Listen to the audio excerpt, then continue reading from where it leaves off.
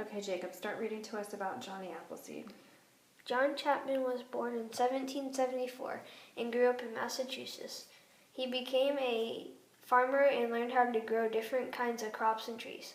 John especially liked to grow and eat apples. Many people were moving west at that time. They were heading to Ohio and Pennsylvania. John knew that apples were good food for settlers to have. Apple trees were strong and easy to grow. Apples could have been eaten raw, and they could have been cooked in many ways. They could also have been dried for later use. So in 1797, John decided to go west. He wanted to plant apple trees for many people who would build their new homes there. John first gathered bags of apple seeds. He got many of the seeds from farmers who squeezed apples to make a drink called cider.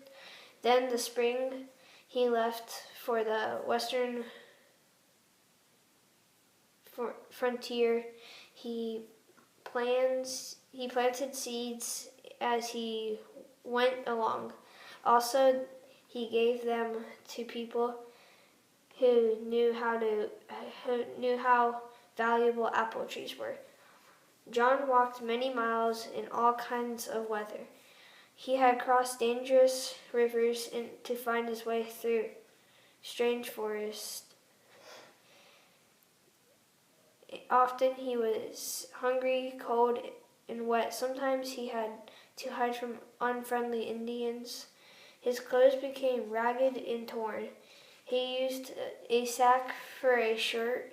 He cut out holes for the arm. He wore no shoes, but he never gave up.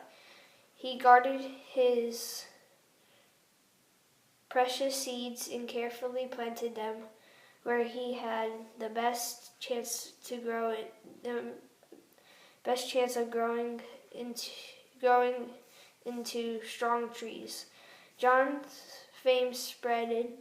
His nickname was Johnny Appleseed, and new settlers welcomed him in grateful exception, a gift of the apple seeds. Many legends grew up about Johnny Appleseed that were not always true. However, one thing is true. Thanks to Johnny Appleseed, apple trees now grow in parts of America where they once never did.